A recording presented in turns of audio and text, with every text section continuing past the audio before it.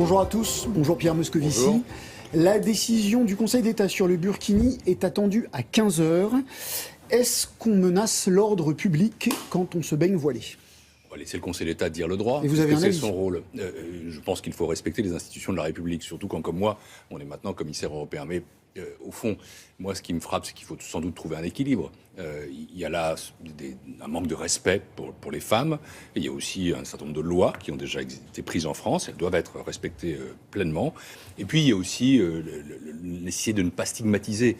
Et comme maintenant, je suis commissaire européen, je vois ça aussi un peu de l'étranger. Je dirais qu'il ne faut pas non plus que ce soit obsessionnel dans la vie politique française. C'est pas l'alpha et l'oméga de la vie en société. Ok, donc on vous sent plutôt proche, plutôt d'accord avec ce qu'ont dit hier Marisol Touraine ou Najat Vallaud-Belkacem que ce qu'a dit le Premier ministre. Non, moi je ne veux pas intervenir du tout dans les discussions au sein du gouvernement. Le gouvernement français prend ses positions et le Conseil d'État fera aussi connaître son avis cet après-midi. Attendons. Alors, vous vivez à Bruxelles, vous l'avez dit, au contact de nos partenaires. Et il paraît que cette polémique est vue avec consternation depuis l'étranger. Je vous dis ce qu'a dit le maire de Londres. Personne ne devrait dicter aux femmes ce qu'elles doivent porter. L'une des joies de Londres, c'est que nous tolérons la différence et que nous l'intégrons. J'ajoute que CNN a comparé la police française, qui verbalisait les femmes, à la police des mœurs iraniennes. Il y a des systèmes qui sont beaucoup plus libéraux, entre guillemets, au sens de la tolérance des différences, du multiculturalisme, que le nôtre. C'est le cas, par exemple, du système canadien, c'est le cas du système britannique, c'est d'une certaine façon le cas de tous les pays anglo-saxons. Et donc, on conçoit que ce n'est pas dans leur logiciel. Le débat qui se déroule là leur paraît effectivement totalement absurde. Mais il ne l'est pas absurde, parce que nous ne sommes pas dans un pays anglo-saxon, parce que nous avons la laïcité à la française, parce que c'est un des piliers de la République. Mais comme je le disais, je crois qu'il faut vraiment trouver là un équilibre. Oui, nous devons faire respecter nos lois. Oui, la laïcité s'impose à tous. Mais en même temps, ne faisons pas de ce débat, je le répète, l'alpha et l'oméga de la vie politique française. Je crois qu'il y a beaucoup d'exagération dans l'importance qu'on donne à ce débat. Il faut faire respecter les principes, il faut faire respecter des lois, mais il ne faut pas stigmatiser des populations. Et on voit bien que dans la mise en œuvre, par exemple, des arrêtés, eh bien, la frontière peut être ténue. Donc, il faut trouver ce juste équilibre, faire ce qu'il faut, mais ne pas se laisser entraîner dans des sortes d'obsessions françaises. Donc vous ne le dites pas, mais moi je le répète, vous êtes plus d'accord avec Najat Vallaud-Belkacem qu'avec Manuel Valls. Si vous le dites.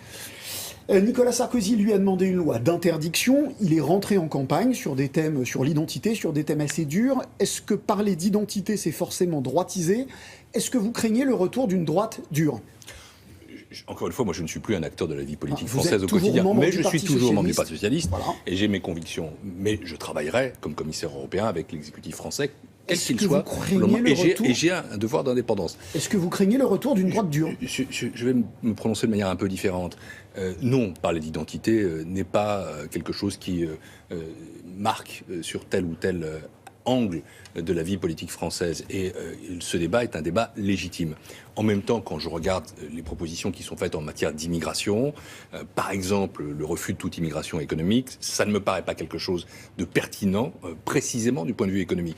Je vais prendre un exemple. La Commission européenne a présenté ses prévisions économiques il y a quelque temps, et nous avons analysé l'impact des réfugiés. Je ne plaide pas, moi, pour accueillir tout le monde. Je sais bien que ce n'est pas possible, et j'ajoute que ce n'est pas souhaitable. Et il est nécessaire aussi d'avoir une véritable intégration de ces réfugiés. Mais quand on regarde l'impact de l'immigration sur le plan économique, l'Europe a besoin d'immigrer. Et l'immigration représente un atout économique.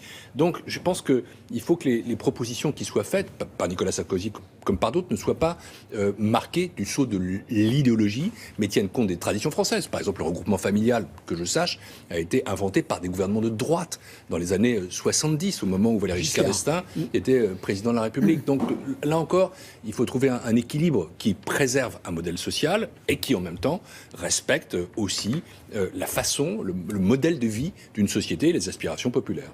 Manuel Valls a confirmé hier une baisse d'impôt sur le revenu pour 2017. Est-ce que la France en a les moyens ? Ça, c'est votre domaine de commissaire européen. Totalement. La France doit passer en dessous de 3% du PIB en matière de déficit pour l'année 2017. elle s'y est engagée. Elle a déjà bénéficié de 2 fois 2 ans de délai, et il n'y aura pas de nouveau délai. Et c'est un message que j'ai passé de la manière la plus claire aux autorités françaises, au président, au Premier ministre, au ministre des Finances. Et de leur côté, ils ont redit cet engagement. Ce qui veut dire que la France choisit sa politique budgétaire. On peut faire des économies, on peut baisser les impôts, mais il est fondamental que l'équilibre économique soit respecté et que les finances publiques soient, elles, maîtrisées. Autrement dit, oui à une baisse des impôts si c'est compatible avec un taux de croissance qui soit crédible et avec une réduction des déficits qui doit se poursuivre. C'est au gouvernement français de prendre ses choix, mais compte tenu de cet impératif. Mais vous, commissaire européen, vous n'avez pas sanctionné l'Espagne et le Portugal qui pourtant n'avaient pas rempli leurs objectifs. En fait, il n'y a jamais de sanctions. On a bien compris que les traités, c'est des sanctions en carton. C'est des non, menaces c'est pas du tout des sanctions en carton. D'ailleurs, l'Espagne et le Portugal ont pris des engagements. Vous ne jamais personne.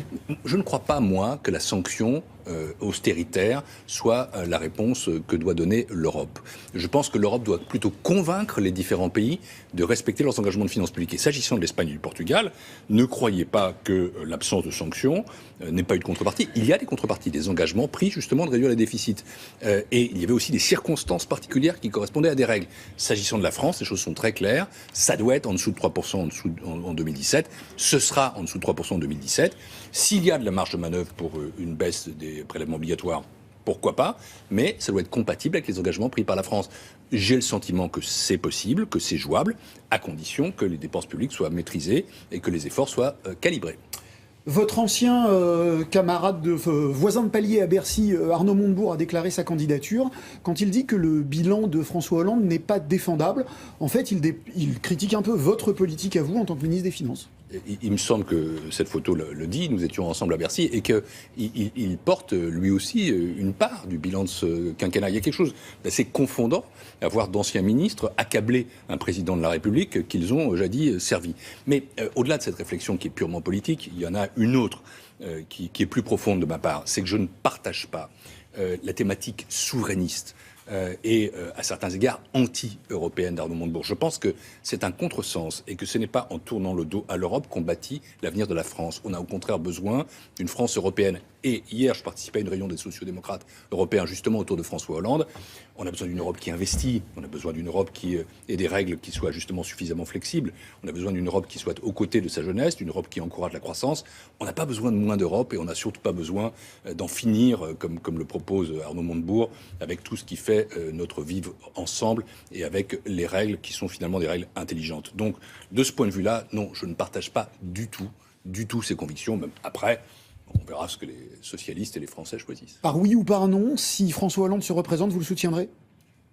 À ma mesure, dans le cadre de mes responsabilités et dans le respect de l'indépendance de la Commission, comme citoyen, je prendrai position dans ce débat et moi je reste plutôt fidèle à ce que j'ai fait. Merci beaucoup Pierre Moscovici. Bonne journée à tous. Merci à tous les deux.